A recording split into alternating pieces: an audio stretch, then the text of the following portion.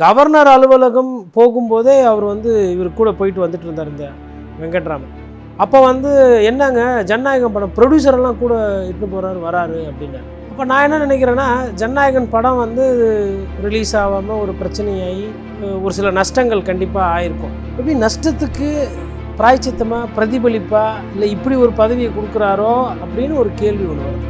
ரெண்டாவது கேள்வி, ஆந்திராலேயோ கர்நாடகாலையோ கேரளாலேயோ இதெல்லாம் நடக்க மாட்டேங்குது, தெலுங்கானாவில். தமிழ்நாட்டில் வந்து ஏன் இப்படி நடக்குது? அப்போது ஒரு முதலாளியை வந்து உங்களுக்கு பிடிக்குன்றதுனால கேபினெட்டுக்கு ஈக்குவலாக ஒரு அந்தஸ்தில் நான் உங்களை உட்கார வைக்கிறேன்னு சொல்லிட்டு எதுவுமே உட்கார வைக்கிறீங்க. அவர் கேபினெட்டுக்கு ஈக்குவலாக அந்தஸ்துக்கு உண்டான வேலையை அவர் டெய்லி பார்ப்பாரா? கட்சியில் வேறு ஆளே இல்லையா? எல்லா பதவியும் வந்து அவர் ஆல்ரெடி டிசைட் பண்ணி வச்சு அவர் பாட்டுன்னு கொடுத்துட்டே இருக்கிறார். நல்ல வேலை இப்போ அடுத்து மேக்கப் ஆர்டிஸ்ட்டு, அவருக்கு சிகை அலங்காரம் பண்ணி விட்டவர், அதுக்கப்புறம் ஒரு ட்ரெஸ்ஸு கோட்டு சூட்டு தைச்சி கொடுக்குறவர், அதுக்கப்புறம் அவருக்கு ஜிம்மு ட்ரெயினரு, இந்த மாதிரி இருப்பாங்க. அது உணவு செய்கிறவரோட தகராறு அவர்கிட்ட சேர்க்கறதா நினைக்கிறேன். அதனால் அந்த பதவி போயிடுச்சு. மிச்சம் இவ்வளோ இருக்குது. இதற்கு முன்பு ஆட்சியில் இருந்த திமுக போன்ற அதிமுக போன்ற கட்சிகள் இது போன்றது பண்ணலை. ஆனால் பெரும்பான்மை இல்லை. ஏங்க இந்தியாவிலேயே யாருமே பண்ணுறது கிடையாது. இந்தியாவிலேயே டெல்லி சிறப்பு பிரதிநிதியா சினிமா சம்மந்தப்பட்ட ஒருத்தரை ஆக்குறதுன்றது நானும் காலையிலேருந்து தேடிக்கிட்டு இருக்கேன். இன்னும் ஃபுல்லாக வரல, செக் பண்ணிக்கிட்டு இருக்கேன். நான் இதுவரையிலும் ஒரு 15 மாநிலம் பார்த்துட்டேன். 15 மாநிலத்தில் இல்லை. மற்ற மாநிலம் நான் கேட்டுக்கிட்டு இருக்கிறேன். என்னை நம்பி படம் போட்டு படம் வரல, கோடிக்கணக்கில் நஷ்டமாயிருக்காப்புல, நான் அவருக்கு எதனா செய்யணும்ல. அந்த டெல்லி பிரதிநிதி அவர் ஐயா இதை வச்சு என்ன அமைச்சருக்கு ஈக்குவலுப்பா, நீ பிரச்சாரம் பண்ணலை, ஓட்டு கேட்கல, உனக்கு கொண்டை வச்ச லைட்டு, பச்சை கலர் கையெழுத்து, இப்படி திரும்பினா ஒரு ஓயை, இப்படி திரும்பினா 2 டைப்பிஸ்ட்டு, இப்படி பார்த்தா அதிகாரி, இப்படி பார்த்தா ஆஃபீஸு, என்ன ஓணும்? டெல்லியில் போய் தௌலத்தாக உட்காந்து ஜாலியாக இரு. நமக்கு இது மாதிரிலாம் தெரிஞ்சுருந்தா at least makeup artist, light man, cameraman, இல்லை கை கால் அமைக்க விடுறது, ஏதோ ஒன்று. தமிழ்நாட்டோட எல்லை என்பது இந்தியாவுக்குள்ளே சுருக்கப்பட்டு இருக்கிறது. டெல்லி சிறப்பு பிரதிநிதியா ஐநா சபை வரலாம் தான் என்ன ஆயிருக்கும்? ஐநாக்கு இவங்க எல்லாம் என்னவா இருப்பாங்க? பிரதிநிதியாக போயிருப்பாங்க தமிழ்நாடு சார்பாக. லிபர்ட்டி தமிழ் நேயர்களுக்கு வணக்கம். இன்றைய நேர்காணலில் நாம் சந்திக்க இருப்பவர் பத்திரிகையாளர் கோட்டீஸ்வரன் அவர்கள். வணக்கம் சார். வணக்கம். நேயர்களுக்கு அன்பு வணக்கம். தாவேக அரசு அமைந்ததிலிருந்து விஜய் அவர்கள் பண்ணக்கூடிய ஒவ்வொரு விஷயமுமே சிக்கலாக முடியுது. குறிப்பாக வந்து இந்த ஜோதிடருக்கு பணி நியமனம் கொடுத்தாரு, அது பல்வேறு எதிர்ப்புகளுக்கு மத்தியில் அதை பின்வாங்கினார். அடுத்தடுத்து சில விஷயங்கள். இப்போ வந்து தமிழ்நாடு அரசின் டெல்லி சிறப்பு பிரதிநிதியாக வெங்கட் நாராயணா, அதாவது ஜனநாயகன் படத்துடைய தயாரிப்பாளர், ஏற்கனவே ஆட்சி அமைக்க ஆளுநரை உரிமை கோரும் பொழுது அவரை கூட கூட்டிகிட்டு போயிருந்தார். இப்போ அவரை வந்து டெல்லி சிறப்பு பிரதிநிதியாக நியமித்திருக்கிறாரு. இதில் குறிப்பாக வந்து அவர் ஒரு கர்நாடகத்தை சேர்ந்தவர். மேகதாது விஷயம்லாம் ரொம்ப தீவிரமாக இருக்குது. அப்படிப்பட்ட சூழலில் இவர் எதுக்கு ஒரு கர்நாடகாவை சேர்ந்தவரை நியமிக்கிறாருன்னு சொல்லி எல்லோருமே கண்டனம் தெரிவிக்கிறாங்க. இது மட்டுமல்ல, முக்கியமான கேபினெட் மீட்டிங் இது போன்ற விஷயங்களில் வந்து ஜான் ஆரோக்கியசாமி, விஷ்ணு ரெட்டி இது போன்றவர்கள் வந்து கேபினெட் மீட்டிங்கில் கலந்துக்கிறாங்க. அவங்களுக்கு என்ன பொறுப்பு கொடுத்துருக்காங்க, அவங்க கலந்துக்கிறாங்கன்னு சொல்லி பல்வேறு கண்டனங்களை தெரிவிக்கிறாங்க. முதற்கட்டமாக இது குறித்து உங்களுடைய பார்வை? முதல்ல வந்து இப்போ இதெல்லாம் வந்து செய்திகளாக ஒவ்வொன்றா வருது. இது வந்து நாட்டில் இது எந்தளவுக்கு மக்கள்கிட்ட போய் சேருது, இதை பற்றி எந்தளவுக்கு புரிதல் இருக்குது, இது எந்தளவுக்கு பேசுகிறாங்கன்னு பார்த்தா இதை வந்து யாரும் பெருசாக பேச போகிறதில்ல, இதை கடந்து போயிடுவாங்க. இது ஒரு முக்கிய பிரச்சனையாக பார்க்கப்பட மாட்டாது. அது ஏன் அப்படின்னா, அரசியலை வந்து நிறைய பேர் வந்து இப்போது விஜய் சார் வந்ததுக்கப்புறம் தான் ஒரு ஆர்வம் எக்ஸ்ட்ரா காட்டுறாங்க, தெரிஞ்சுக்கணும். அவங்க அந்த ஆர்வத்தை காட்டும்போது அவங்க என்ன பார்க்குறாங்கன்னா, விஜய் சாரோட அந்த வீடியோ, இன்ஸ்டா, அப்புறம் வைபு, மாசாக பேசினார்ல சட்டமன்றத்தில், எப்படி தெறிக்க விட்டார் எங்கண்ணே அப்படின்ற மாதிரி அந்த மனநிலையில் தான் விஜய் சாருக்கு ஓட்டு போடுறவங்களோட நிறைய பேரோட பார்வை புரிதல் இருக்குது. இப்போது நீங்கள் கேட்ட அந்த கேள்விகள்லாம் இருக்கு இல்லைங்களா, அதுக்கெல்லாம் வந்து பதில் அப்படின்னு பார்க்குறதுக்கு முன்னாடி, ஆந்திராவில் தமிழர்களுக்கு இந்த மாதிரி பதவிகள் தரப்படுறதில்ல, கேரளாவில் தமிழர்களுக்கு இந்த மாதிரி பதவி தரப்படுறதில்ல, கர்நாடகத்தில் தண்ணியே தர்றதில்லை, அப்புறம் எங்கள் பதவி. ஸோ அப்போ மற்ற மாநிலங்களில் கொடுத்ததுக்கு இங்கே பல்வேறு பிரச்சனைகள்லாம் வந்துச்சு. ஆமாம், ஒரிசா சொல்கிறீங்களா, ஒரிசாவில் கொடுத்ததுக்கு ஆட்சியே போயிடுச்சு. பாண்டியன் அவர்களுக்கு அங்கே கொஞ்சம் முக்கியத்துவம், பாண்டியன் தான் இனிமேல்ட்டு அப்படின்ற மாதிரி வந்தவொன்னே ஆட்சியே போயிடுச்சு. அப்போது மற்ற மாநிலங்களில் எப்படி இருக்கிறாங்கன்றது ஒரு பார்வை. தமிழ்நாடு வந்தாரை வாழ வைக்கிற மாநிலம் தான், அதில் டவுட்டு கிடையாது. இப்போ அதை தாண்டி முதல்ல வந்து ஐயா பண்டித் அவர்களுக்கு ஒரு பதவி, அரசு பதவி. அவர் தமிழ்நாட்டுக்காரராக, தமிழ்நாட்டுக்கு எந்தளவுக்கு செஞ்சது என்ன ஏதுன்றதை தாண்டி அவர் ஒரு ஜோதிடர். ஒரு ஜோதிடருக்கு இது மாதிரி ஒரு பதவியான்னு சொல்லிட்டு ஃபஸ்ட்டு சர்ச்சை. அதுக்கப்புறம் வந்து ஐயா ஜெகதீஷ் பழனிசாமிக்கு அவருக்கு ஒரு முக்கியமான பதவி, இந்த மாதிரி ப்ரைவேட் செக்ரட்டரி மாதிரி. அவர் என்ன பண்ணுறாரு ஏது பண்ணுறாரு, அவர் என்ன அரசியல் பின்புலம், இல்லை ஐஏஎஸ் ஐபிஎஸ் அந்த மாதிரி எதாவது படிச்சிருக்காரா தெரியாது. இப்போ இவங்க யாரும் வந்து விஜய் சாருக்கு பர்சனல் அசிஸ்டண்ட்டு பிஏ மாதிரிலாம் இல்லை, OSD officer on special duty advisor அந்த மாதிரி போடுறாங்க. அதுக்கப்புறமா வந்து இன்றைக்கி காலையில் வந்து டெல்லி சிறப்பு பிரதிநிதி, இதில் ரொம்ப விசேஷம் எதிரான இந்த டெல்லி சிறப்பு பிரதிநிதி கவர்னர் அலுவலகம் போகும்போதே அவர் வந்து இவர் கூட போயிட்டு வந்துட்டு இருந்தார் இந்த வெங்கட்ராமன். அப்போ வந்து என்னங்க ஜனநாயகம் படம் ப்ரொடியூசரெல்லாம் கூட இட்டுன்னு போகிறாரு வராரு அப்படின்னாரு. அப்போ நான் என்ன நினைக்கிறேன்னா, ஜனநாயகன் படம் வந்து ரிலீஸ் ஆகாமல் ஒரு பிரச்சனையாகி ஒரு சில நஷ்டங்கள் கண்டிப்பாக ஆயிருக்கும். மேபி நஷ்டத்துக்கு பிராய்ச்சித்தமாக பிரதிபலிப்பா இல்லை இப்படி ஒரு பதவியை கொடுக்குறாரோ அப்படின்னு ஒரு கேள்வி ஒன்று வருது. ஃபஸ்ட்டு கேள்வி. ரெண்டாவது கேள்வி, ஆந்திராலேயோ கர்நாடகாலேயோ கேரளாலேயோ இதெல்லாம் நடக்க மாட்டேன், தெலுங்கானாவில், தமிழ்நாட்டில் வந்து ஏன் இப்படி நடக்குது, இது ரெண்டாவது கேள்வி. சரி, மூணாவது ஒரு ஓகே, அவருக்கு பிடிச்சிருக்குது, முதல்வரோட தனிப்பட்ட செல்வாக்கு அதிகாரம், அவர் நினைக்கிறதா நடக்கும், அது கேள்வி கேட்குறதுக்கே ஆள் இல்லை, போட்டார். இப்போது இதனால் என்ன நன்மை என்ன பாதிப்பு அப்படின்னா, இவருக்கு அரசியல் எந்தளவுக்கு தெரியும், அரசியல்னால் இல்லைன்னா அரசியல்னால் தெரிஞ்சுக்கினே வர்றது அப்படி கிடையாதுங்க. தமிழ்நாட்டுக்கு ஒரு சில நிதி வரணும் மத்திய அமைச்சரவையிலேருந்து, இல்லை தமிழ்நாட்டிலேருந்து ஒரு சில கோப்புகளை கொண்டு போய் கொடுக்கணும். உதாரணத்துக்கு இப்போ நாகப்பட்டினத்தில் மீனவர்கள் வந்து போகிறாங்க, ராமேஸ்வரத்தில் மீன் பிடிக்க போகிறாங்க, ஒரு 10 படகு போகுது, 7 படகு வருது, மிச்சம் 3 படகு என்ன ஆச்சு தெரில, நடுக்கடலில் அட்ரஸ் இல்லை, ஆளு காணோம், இலங்கையை பிடிச்சின்னு போச்சா இல்லை வேறு யாருன்னா பிடிச்சின்னு போயிட்டாங்களா இல்லை கடலில் ஏதோ ஒன்று ஆகிப்போச்சு அப்படின்னா டெல்லி பிரதிநிதியை வந்து தகவல் சொல்லி அங்கே இருக்கிற எக்ஸ்டர்னல் அஃபேர்ஸ் மினிஸ்ட்ரிக்கிட்ட நீங்கள் நோட்டு போட்டு அனுப்பலாம். இதெல்லாம் வந்து கடந்த காலத்தில் பண்ணியிருக்கிறாங்க. இப்போது ஃபிலிம் ப்ரொடியூசரை நீங்கள் ஆக்கியிருக்கீங்க, சினிமா தயாரிப்பாளர் அவர் இதெல்லாம் தெரியுமா, இதெல்லாம் அவருக்கு பண்ணி பழக்கம் இருக்கா என்ன? அதாவது ஒரு பதவிக்கு அனுபவமே இல்லை, சட்டம் தெரிஞ்சவங்களையும் போடுவாங்க இந்த பதவிகளுக்கு குறிப்பாக. ஏன்னா மத்திய அரசு ஒரு சில மசோதாக்கள் கொண்டு வரும், மாநில அரசு ஒரு சில மசோதாக்கள் கொண்டு வரும், அதுக்கும் இதுக்கு முன்னுக்கு முரணாக இருக்கக்கூடாது, இது போல் சிக்கல்கள் வரும், அந்த மாதிரி விஷயம். அதே மாதிரி நாளைக்கு வந்து ஒரு பேரிடர் வருது அப்படின்னா ஒரு சில தரவுகள்லாம் தமிழ்நாடு சார்பாக எடுத்து வேலை செய்யணும். இவர் ஒரு முதலாளி, யார், சினிமா ப்ரொடியூசர் என்பவர் ஒரு முதலாளி, அது ஒரு தொழிலாளி, ஒரு வேலை செய்பவர் செய்கிற வேலை, ஆனால் உயர்ந்த பதவி. அப்போது ஒரு முதலாளியை வந்து உங்களுக்கு பிடிக்குன்றதுனால கேபினெட்டுக்கு ஈக்குவலாக ஒரு அந்தஸ்தில் நான் உங்களை உட்கார வைக்கிறேன்னு சொல்லிட்டு எதுவும் போய் உட்கார வைக்கிறீங்க. அவர் கேபினெட்டுக்கு ஈக்குவலாக அந்தஸ்துக்கு உண்டான வேலையை அவர் டெய்லி பார்ப்பாரா? இதுக்கு முன்னாடி இந்த வெங்கட்ராமன் எங்கன்னா அமித்ஷா அலுவலகத்துக்கு போனார், இல்லை வந்துட்டு ஜெயராம் ரமேஷோட பழகினார், இல்லை ரயில்வே துறை இலாக்காவுக்கு எனக்கு இது மாதிரி பொங்கல் அப்போவும் தீபாவளி அப்போவும் கூட்ட நெரிசல் நிறையா ஆகுது, ஐயப்ப சபரிமலை சீசனுக்கு கூட்டம் அதிகமாக போகிறாங்க, வேளாங்கண்ணிக்கு ட்ரெயின் பத்தலை, அந்த மாதிரி எதனா டிஓ லெட்டர் எழுதி இவருக்கு பழக்கம் இருக்குமா? இதெல்லாம் வந்து டெல்லியில் இருக்கிற பிரதிநிதிகள் இதெல்லாம் பண்ணலாம். அவங்க போய் அங்கே இருக்கிற அமைச்சர்களை அங்கே இருக்கிற அதிகாரிகளை சந்திக்கிறது, அது சம்மந்தமாக தரவுகள் சேகரிக்கிறது, இங்கே இருக்கிறவங்க கிட்ட சொல்கிறது, இல்லை இங்கேருந்து எதனா மனு எதனா இருந்ததுன்னா அதெல்லாம் வாங்கி கொண்டு போய் லைசனிங் பண்ணுறது தான் இந்த சிறப்பு பிரதிநிதியோட வேலை. அப்போது சட்டம் தெரியாது, அரசியல் விவகாரம் புதுசு, அனுபவம், கவர்னன்ஸ், அதாவது திட்டங்கள், மாநில திட்டங்கள், மாநில சம்பந்தமான கொள்கைகள், அதில் எதனா முன் அனுபவம் இருக்கா? கிடையாது. அப்போ என்ன தெரியும்? சினிமா தெரியும். அப்போ என்ன பண்ணலாம் இனிமேல்ட்டு, தமிழ்நாடு அரசே எதனா படம் எடுக்க போகுது அப்படின்னா டெல்லியில் ஷூட்டிங் நடத்தணும், இல்லை வேறு எங்கன்னா வந்து ஆர்மி இருக்கிற இடத்துல போய் ஷூட்டிங் பண்ணோம் அப்படின்னா சிறப்பு பிரதிநிதியை வச்சு ஷூட்டிங்க்கு பர்மிஷனுக்கு வாங்குறதுக்கு அவர் பயன்படுவார். எதுக்கு பயன்படுவாருன்னு மக்களுக்கு புரியணும் இல்லையா? அதனால் இப்போ நம்ம சொல்கிறோம். இது ஒரு சைடு. இன்னொரு சைடு இன்றைக்கி வில்சன் அவர்கள் வந்து காலையில் ட்வீட்டு போட்டிருக்கிறார். அவர் என்ன ட்வீட்டு போட்டிருக்காருன்னா, ஜான் ஆரோக்கியசாமி அவர் ஆந்திராவை பூர்வீகமாக கொண்டவர், அப்புறம் விஷ்ணு ரெட்டி ஆந்திராவை பூர்வீகமாக கொண்டவங்க, அமைச்சர் பெருமக்கள் கலந்துக்கிற கூட்டத்திலலாம் இவங்க கலந்துக்கிறாங்க, அமைச்சர்கள் அதிகாரிகள்லாம் இன்ஸ்ட்ரக்ஷன்ஸ் கொடுக்குறாங்க. அவர் நியாயமான ஒரு கேள்வி கேட்டிருக்காரு. அவர் அரசியல் ரீதியாக குற்றச்சாட்டுலாம் சொல்ல, என்ன சொல்கிறாருன்னா, எதன் அடிப்படையில் இவங்க அதில் கலந்துக்கிறாங்க, சரி எதனா அவங்களுக்கு பதவி கொடுத்து வச்சுருந்தீங்கன்னா அந்த பதவி என்ன, அது வெளிப்படையாக சொல்லுங்கள். மூணாவது தான் குற்றச்சாட்டு வைக்கிறார், என்னென்னா உங்களுக்கு ரகசிய காப்பீடு பிரமாணம் பண்ணி வச்சாரே கவர்னர், ஞாபகம் இருக்கா? சீக்ரசி ஆஃப் ஓத், அதாவது நான் தெரிஞ்சோ தெரியாமலோ அறிந்தோ அறியாமலோ தமிழ்நாட்டின் சம்பந்தமான ரகசியங்களை தெரிந்தோ தெரியாமலோ வெளியிட மாட்டேன், அதை பாதுகாப்பேன் என்று ரகசிய பிரமாணம் பண்ணி வச்சார், அதுக்கு என்ன அர்த்தம் தெரியுமான்னு கேட்குறாரு.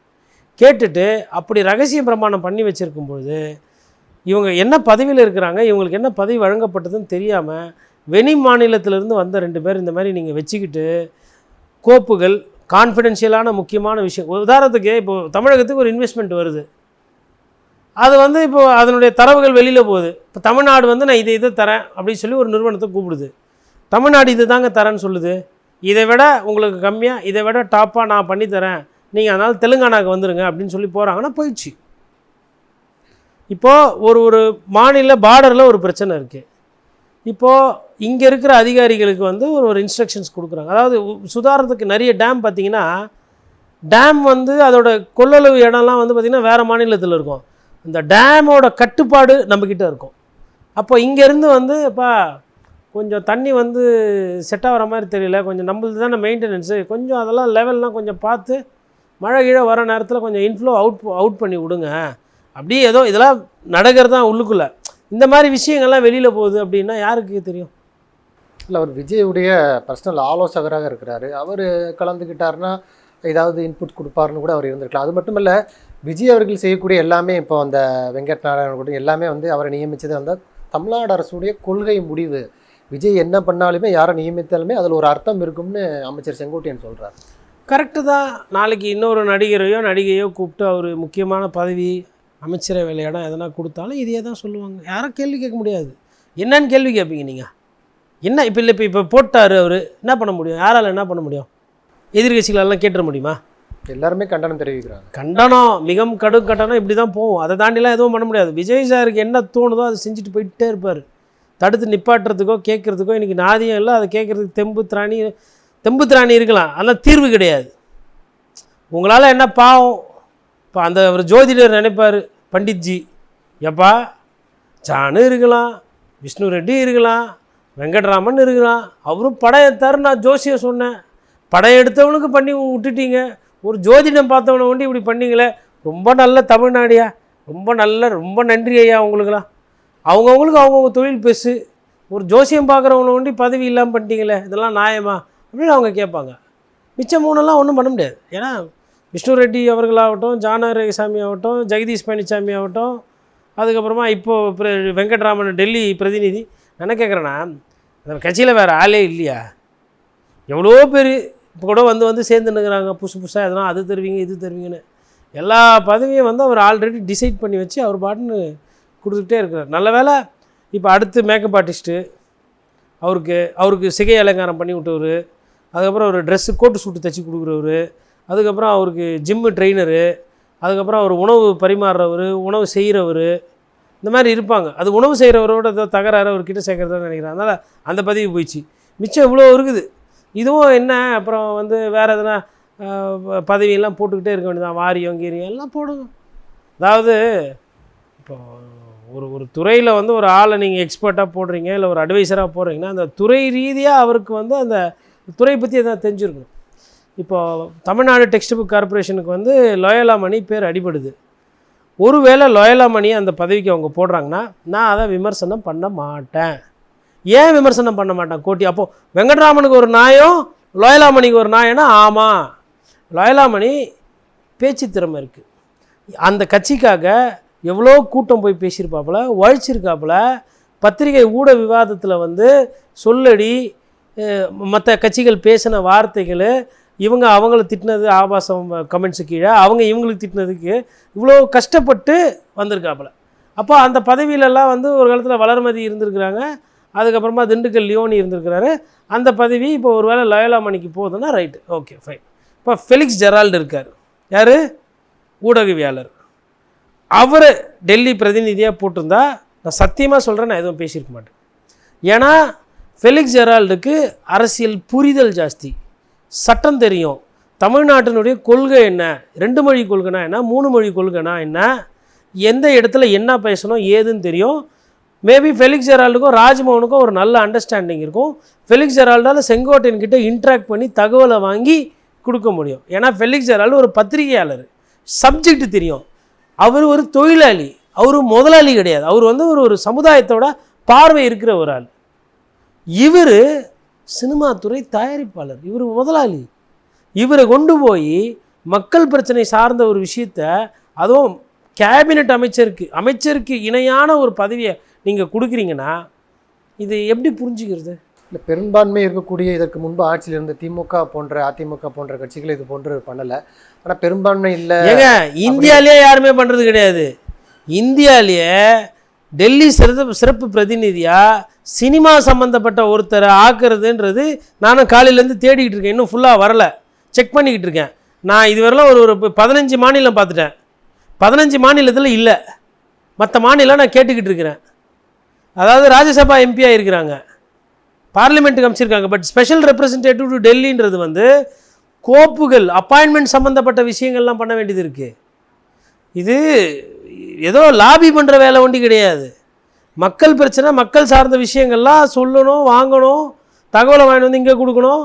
பாராளுமன்றத்தில் எதனா ஒரு விவாதம் நடக்குதா, இந்த மாதிரி இந்த விஷயம் இங்கே போயிட்டுருக்குது, இதனால் நமக்கு இங்கே பிரச்சனை வரும், இல்லை இதில் இந்த திட்டத்தை இப்படி ஒரு திட்டம் இருக்குது, இதில் நமக்கு இங்கே ஆதாயம் வரத்துக்கு இருக்குது, இதை ஒரு நோட்டு போடணும், அவ்வளோ வேலை இருக்குங்க. அது என்ன ஸ்பெஷல் பொதுவாக ஓய்வு பெற்ற அதிகாரிகள் இருப்பாங்க, ஐஏஎஸ் அதிகாரிகளாக, அவங்க ஒரு சில பேர் அடி போடுவாங்க இந்த பதவிக்கு. ஏன்னா அது வந்து ஒரு கொஞ்சம் கௌரவமாக இருக்கும், டெல்லியில் மாநில அந்தஸ்து கேபினெட்டோடு சுற்றுறதெல்லாம் இருக்கும்ட்டு கேட்பாங்க. ப்ராப்பர் அரசியல்வாதி அதை கட்சிக்காரங்களுக்கு கொடுத்துருவாங்க. கட்சிக்காரங்களே எல்லாருக்கும் கொடுக்க மாட்டாங்க. கட்சியிலே வழக்கறிஞராக இருந்திருப்பாங்க, கொள்கை பரப்பு செயலராக இருந்திருப்பாங்க, இல்லை சட்டத்திட்டங்கள் நிறைய தெரிஞ்சவங்களாக இருப்பாங்க. அந்த மாதிரி ஆள் அரசியல் சட்டம் இதெல்லாம் தெரிஞ்சவருக்கு தான் கொடுப்பாங்க. இவருக்கு அரசியல் தெரியுமா, எந்த அளவுக்கு தெரியும்னு எனக்கு தெரியல. இவருக்கு சட்டங்கிட்ட எதனா படிச்சிருக்கிறாரா, அதை பற்றி எதனா தெரியுமா தெரியாது. பத்திரிகையாளர்கள் பற்றி கிட்ட இவரால் பேசி ஒரு சில விஷயங்களை எடுத்துகிட்டு போக முடியுமா, இல்லை எதோ அந்த மாதிரி ஒரு கான்டாக்ட்ஸ் இருக்கா, நெட்வொர்க் இருக்கா, அதிகாரிகள் எந்த அளவுக்கு இவருக்கு தெரியும் என்னன்னு எனக்கு தெரியல. இப்படி ஒரு நபரை வந்து போட்டிருக்காரு. ஆனால் இப்போ ஆதரவு கொடுத்த கட்சிகள் விஜய் அவர்கள் தடம் மாறும் பொழுது விஜய் அவர்கள் ஏதாவது தப்பு செஞ்சால் நாங்கள் தட்டி கேட்போம் அதெல்லாம் வந்து. ஆனால் இது குறித்து எந்த கருத்துமே எதுக்கு நீங்கள் கேட்டால் அவர் அப்படியே மாற்றிடுவாரா? நீங்கள் முக்கியமாக ஜனநாயகம் படம் யாரை வச்சு எடுத்தார்? அவர் கோடி கணக்கில் படம் போட்டு இருக்கு. அதாவது வைகோ, அப்புறம் அண்ணன் திருமாவளவன், வைகோ சார், அப்புறம் வந்து இவர் சிபிஐ தலைவர், சிபிஎம் தலைவர் ஐயா சண்முகம், ராம வீரபாண்டியன், காதர் மொய்தீன், இவங்கெல்லாம் கோச்சிக்கினாங்களா? கோச்சிக்கிட்டோம். அதாவது கோச்சிக்கினா வன்னியரசு கோச்சிக்கிட்டோம். என்னை நம்பி படம் போட்டு படம் வரலை, கோடி கணக்கில் நஷ்டமாயிருக்காப்புல, நான் அவருக்கு எதனா செய்யணும்ல. அந்த புடி டெல்லி பிரதிநிதி அவர் ஐயா இதை வச்சு என்ன அமைச்சருக்கு ஈக்குவலுப்பா, நீ பிரச்சாரம் பண்ணலை, ஓட்டு கேட்கலை, உனக்கு கொண்டை வச்ச லைட்டு, பச்சை கலர் கையெழுத்து, இப்படி திரும்பினா ஒரு ஓஏ, இப்படி திரும்பினா 2 டைப்பிஸ்ட்டு, இப்படி பார்த்தா அதிகாரி, இப்படி பார்த்தா ஆஃபீஸு, என்ன ஓணும்? டெல்லியில் போய் தௌலத்தாக உட்காந்து ஜாலியாரு. யாருன்னா கேட்டால் நேற்று வரலாம் யாருப்பா? சினிமா ப்ரொடியூசர் வந்துக்கிறாரு வெங்கட்ராமனா. இப்போ தமிழ்நாடோட special representative Venkatraman, officer on duty coming, open the door. நல்லா இருக்குல்ல? இதுதான் நடக்குது. நமக்கு இது மாதிரிலாம் தெரிஞ்சுருந்தால் at least makeup artist, light man, cameraman, இல்லை கை கால் அமைக்க விடுறது ஏதோ ஒன்று. இப்போது சமீபத்தில் கூட ஒரு அமைச்சர் பார்த்திங்கன்னா கை காலெலாம் அமைக்க விட்டு சர்ச்சையில் மாட்டினார் குழந்தைங்களுக்கு. அப்போ எவ்வளோ வித்தைகள் தெரிஞ்சு வச்சுக்கிறாங்க பாருங்கள், எவ்வளோ வித்தை, எவ்வளோ ஆளுமை, எவ்வளோ இவருக்கு பாருங்கள். இதுதான் வந்து உண்மையில். அதாவது எம்ஜிஆரும் சினிமாவில் இருந்தார், இப்படியெல்லாம் ஆரம்பியெல்லாம் வந்து இந்த மாதிரி டெல்லி பிரதிநிதி இது மாதிரிலாம் போடலை. நல்ல வேலை தமிழ்நாட்டோட எல்லை என்பது இந்தியாவுக்குள்ளே சுருக்கப்பட்டு இருக்கிறது. டெல்லி சிறப்பு நீதிபதி இது சிறப்பு பிரதிநிதியாக ஐநா சபை வரலாம் தான் என்ன ஆயிருக்கும்? ஐநாக்கு இவங்க எல்லாம் என்னவாயிருப்பாங்க? பிரதிநிதியாக போயிருப்பாங்க தமிழ்நாடு சார்பாக. ஐயா அப்துல் கலாம் போய் ஐநாவில் பேசி நமக்கு மாண்பு மரியாதை கலக்கி விட்டார். ஒரு யாரா டெல்லியிலேருந்து பிரசிடென்ட் ஆஃப் இந்தியா யாரானா சயின்டிஸ்ட்டா? ஆமாம், நியூக்ளியர் சயின்டிஸ்ட்லாமாடா ஜனாதிபதி ஆக்குவாங்க அந்த ஊரில் பேசினாங்க. நான் வந்து மிகைப்படுத்தி பேசலை. ஐயா அப்துல் கலாம் சயின்டிஸ்ட்டாக, நியூக்ளியர் சயின்டிஸ்ட்டு, ராக்கெட்டு தெரியும், ராக்கெட்ரி தெரியும், ஆர்பிட்டு தெரியும், மேலே ஸ்பேஸு தெரியும், விண்வெளி ஆராய்ச்சி ஒரு அறிவாளியை, ஒரு அறிஞரை வந்து ஒரு ஜனாதிபதியாக்கி சர்வதேச நாடுகளுக்கு தமிழ்நாட்டிலேருந்து என் ஜனாதிபதியை பார், என் ஜனாதிபதியோட படிப்பை பார், என் ஜனாதிபதியோட அறிவை பார், அதனால பண்ண சாதனையை பார், அவர் இளைஞர்கள்கிட்ட பேசுகிற மொழியை பார், மாணவர்கள் மீது அவர் வச்சுருக்கிற காதலை பார், அன்பை பார், இலக்கணத்தை பார், இலக்கியத்தை பார், மனிதாபிமானத்தை பார், அறிவியலை பார், எடு போய் பேசுகிற யாதும் ஊரே யாவரும் கேள்வி, I come from a country which is rich of நாலேஜ்ன்றார். அதெல்லாம் பார்த்துட்டு இப்போது சினிமா ப்ரொடியூசரு, கால் ஷீட் வாங்கி கொடுத்தவர், பப்ளிக் ரிலேஷன் ஆஃபீஸர், அதாவது பிஆர்ஓ, மக்கள் தொடர்பாக, சினிமா மக்கள் தொடர்பு ஷூட்டிங் பர்மிஷன் வாங்கி கொடுத்தவங்க. அதுக்கப்புறமா வேறு தெரில, அடுத்து என்னென்னலாம் வரப்போகுதுன்னு தெரியல. ரொம்ப சந்தோஷம். அதாவது ஓட்டு போட்ட மக்கள் இருப்பாங்கள்ல 35%, இதெல்லாம் நீங்கள் தெரிஞ்சுக்காதீங்க. நீங்கள் தெரிஞ்சிக்காமல் இருக்கிறது தான் உங்களுக்கு நல்லது. ஏன்னா தெரிஞ்சிக்கினா ஏன் என்ற கேள்வி வரும். ஏன் என்ற கேள்வி வந்தால் நம்மளால் வைப்பு பண்ண முடியாது, சாங்கு போட்டு ஆட முடியாது. பள்ளிக்கூடம் ஸ்கூல்லலாம் எத்தனை போய்ட்டு விஜய் சாரோட கொடியை நட்டு பாட்டை போட்டு புக்ஸில் வச்சு பண்ண முடியாது. அதனால் இதெல்லாம் தெரியாமல் மாசு ப்ரோ, வைப்பு ப்ரோ அப்படியே எடுத்துகிட்டு போயிடணும். அப்படியே எடுத்துகிட்டு போனால் தான் அடுத்து வர தேர்தலில் 35% 40% ஓட்டாக்க முடியும். அதுக்கு அடுத்த தேர்தல் 40. இப்போ வர பேட்செல்லாம், சினிமா பார்த்த பேட்செல்லாம் இப்போ தான் 15-18 இருக்கிறாங்க. அவங்க அடுத்த ஓட்டு போடுற வரலாம் இது அப்படியே எடுத்துகிட்டு போகணும்.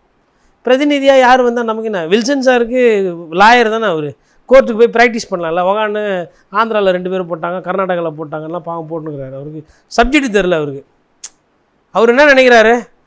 அவர் சட்டம் படித்தவர், வழக்கறிஞர் அல்லவா.